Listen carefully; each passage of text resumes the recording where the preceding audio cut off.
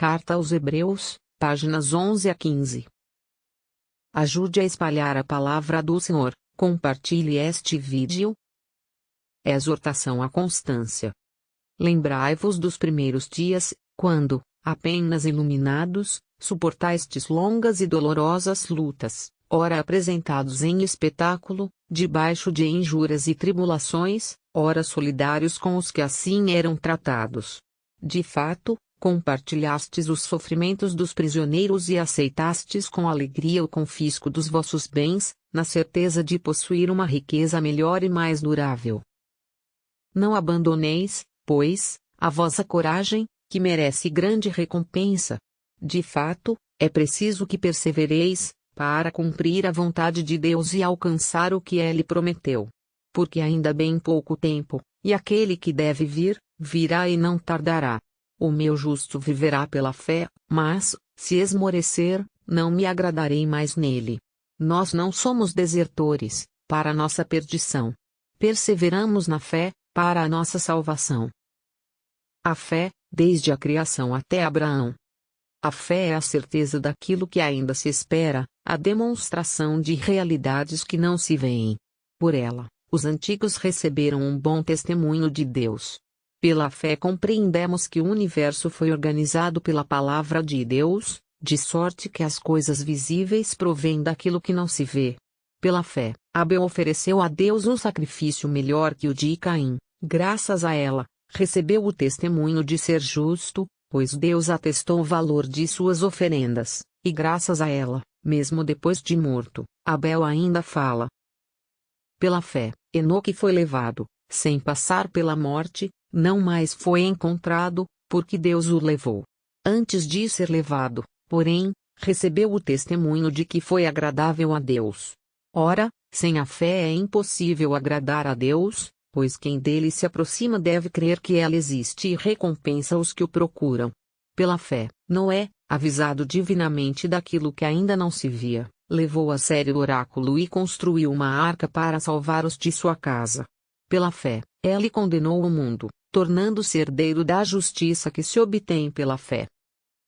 Pela fé, ao ser chamado, Abraão obedeceu à ordem de partir para uma terra que devia receber como herança, e partiu, sem saber para onde iria. Pela fé, ele viveu como migrante na terra prometida, morando em tendas, com Isaque e Jacó, os co-herdeiros da mesma promessa. Pois esperava a cidade de sólidos alicerces que tem Deus mesmo por arquiteto e construtor. Pela fé, embora Sara fosse estéril e ele mesmo já tivesse passado da idade, Abraão tornou-se capaz de ter descendência, porque considerou fidedigno o autor da promessa. E assim, de uma só homem, já marcado pela morte, nasceu a multidão comparável às estrelas do céu e inumerável como os grãos de areia na praia do mar. Peregrinos da pátria celeste. Todos estes morreram firmes na fé. Não chegaram a desfrutar a realização da promessa, mas puderam vê-la e saudá-la de longe e se declararam estrangeiros e peregrinos na terra que habitavam. Os que assim falam demonstram estar buscando uma pátria, e se estivessem referindo-se à terra que deixaram, teriam oportunidade de voltar para lá. Mas agora, eles desejam uma pátria melhor, isto é, a pátria celeste. Por isto, Deus não se envergonha deles, ao ser chamado seu Deus, pois até preparou uma cidade para eles. A fé, desde Abraão até nós. Pela fé, Abraão, posto à prova, ofereceu Isaque em sacrifício, ele, o depositário da promessa, sacrificava o seu filho único, do qual havia sido dito, é em Isaque que terá começo a tua descendência. Ele estava convencido de que Deus tem poder até de ressuscitar os mortos, e assim recuperou o filho, o que era uma prefiguração. Foi pela fé, também, que Isaque abençoou Jacó e Esaú, a respeito das coisas futuras. Pela fé, Jacó, prestes a morrer, abençoou cada um dos filhos de José e, apoiando-se na extremidade do cajado, prostrou-se em adoração. Pela fé, José relembrou, já no fim da vida, o êxodo dos filhos de Israel e deu ordens acerca de seus restos mortais. Pela fé, Moisés, recém-nascido, Foi escondido por seus pais durante 3 meses, porque viram a beleza do menino e não tiveram medo do decreto do rei. Pela fé, Moisés, já adulto, recusou ser chamado filho da filha de Faraó, preferiu ser maltratado com o povo de Deus a tirar proveito passageiro do pecado.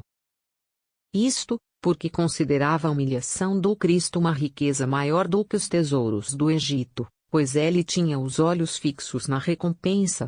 Pela fé, Moisés deixou o Egito, sem temer a ira do rei, permaneceu firme, como se visse o invisível. Pela fé, ele celebrou a Páscoa e fez a aspersão com sangue, para que o exterminador dos primogênitos do Egito não matasse os de Israel. Pela fé, atravessaram o Mar Vermelho como se fosse terra seca, enquanto os egípcios, tentando fazer o mesmo, se afogaram. Pela fé, ruíram os muros de Jericó, após as voltas ao seu redor durante 7 dias. Pela fé, a prostituta Raabe não pereceu com os incrédulos, porque ela acolheu bem os israelitas que vieram reconhecer a região. Que mais devo dizer? Não teria tempo de falar ainda sobre Gedeão, Baraque, Sansão, Jefté, Davi, Samuel e os profetas. Estes, pela fé, conquistaram reinos, exerceram a justiça, foram contemplados com promessas, amordaçaram a boca dos leões, extinguiram a violência do fogo, escaparam ao fio da espada, recobraram saúde na doença, mostraram-se valentes na guerra, repeliram os exércitos estrangeiros. Mulheres reencontraram os seus mortos pela ressurreição. Outros foram torturados ou recusaram ser resgatados, para chegar a uma ressurreição melhor. Outros ainda sofreram a provação dos escárnios, experimentaram o açoite, as cadeias, as prisões, foram apedrejados, serrados ou passados ao fio da espada, levaram vida errante, vestidos com pele de carneiro ou pelos de cabra, oprimidos, atribulados, sofrendo privações. Eles, dos quais o mundo não era digno, erravam por desertos e montanhas, pelas grutas e as cavernas da terra.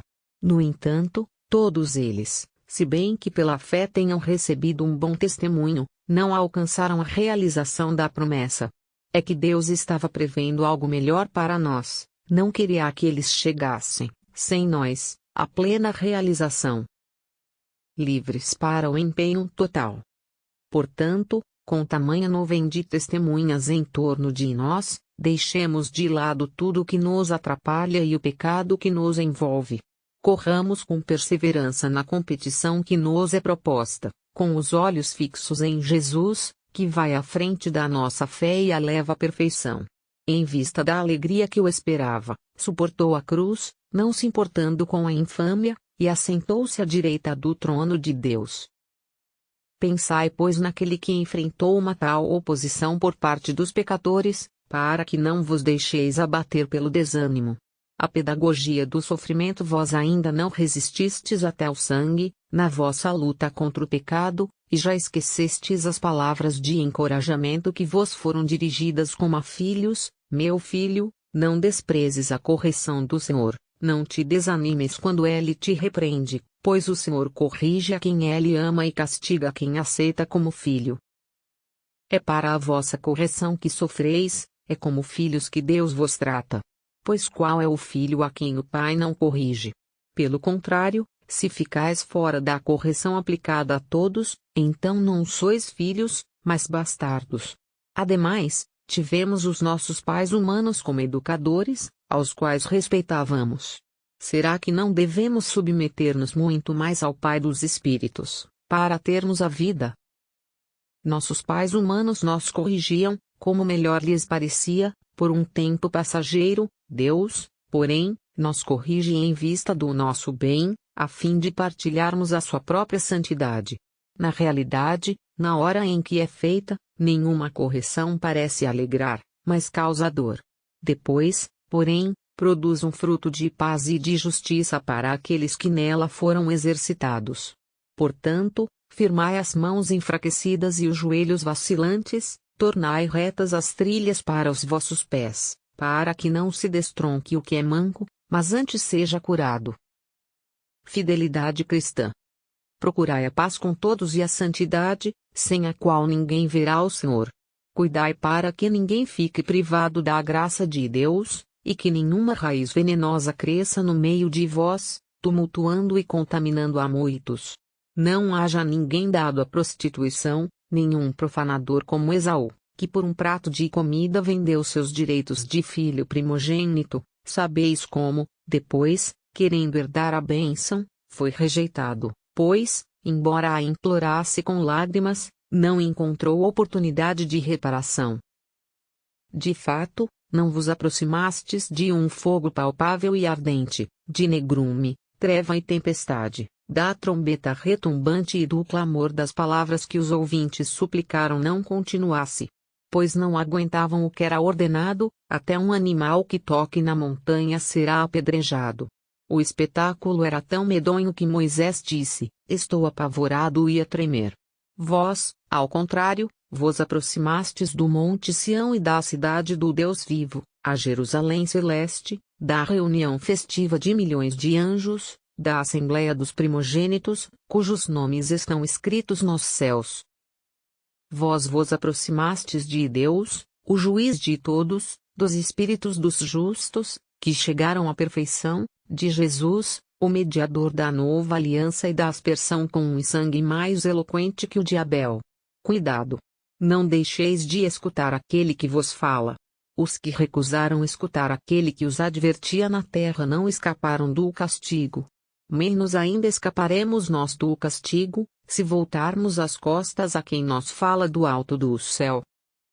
Aquele, cuja voz então abalou a terra, agora diz: ainda uma vez abalarei não somente a terra, mas também o céu.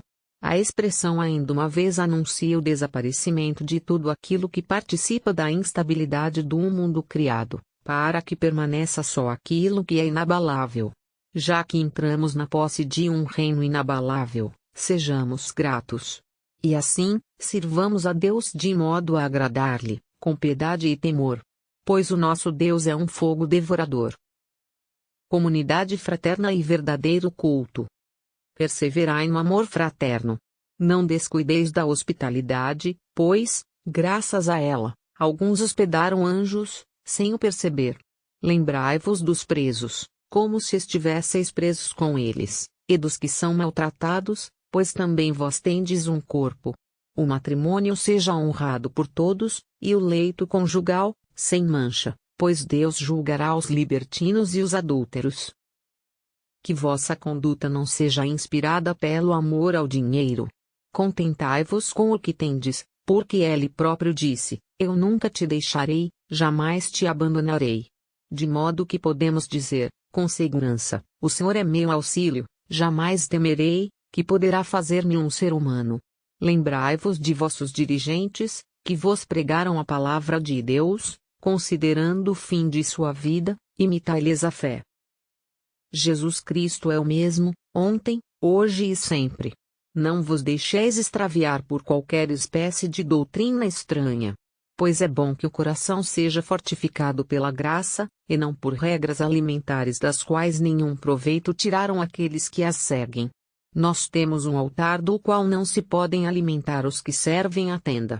Pois os corpos dos animais cujo sangue o sumo sacerdote leva ao santuário, para a expiação do pecado, são queimados fora do acampamento.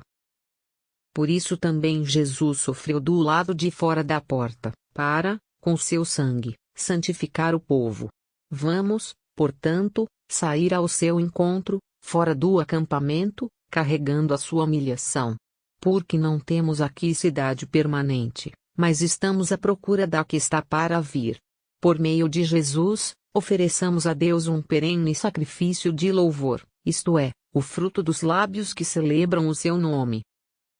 Não vos esqueçais da prática do bem e da partilha, pois estes são os sacrifícios que agradam a Deus. Obedecei aos vossos dirigentes e segui suas orientações, pois eles velam por vós como quem há de prestar contas. Que possam fazê-lo com alegria, e não com queixas, o que não seria vantajoso para vós. Orai por nós. Estamos confiantes, com a consciência tranquila, e querendo fazer o bem em tudo. Orai com insistência ainda maior para que eu possa voltar até vós quanto antes. Doxologia e bênção. Aquele que se tornou, pelo sangue de uma aliança eterna, o grande pastor das ovelhas, nosso Senhor Jesus, o Deus da paz o reconduziu dentre os mortos. Que o mesmo Deus vos torne aptos para todo bem, a fim de fazerdes a sua vontade. Que Ele realize em nós o que lhe é agradável, por Jesus Cristo, ao qual seja dada a glória pelos séculos dos séculos. Amém. Saudação final. Exorto-vos, irmãos, para que recebais com paciência este discurso de exortação. Aliás, foram poucas palavras que vos escrevi. Ficai sabendo que foi posto em liberdade nosso irmão Timóteo. Se ele vier depressa, irei com ele fazer-vos uma visita. Saudai todos os vossos dirigentes e todos os santos. Saúdam-vos os da Itália. A graça esteja com todos vós. Fim da Carta aos Hebreus, páginas 11 a 15. Leia a Bíblia todos os dias.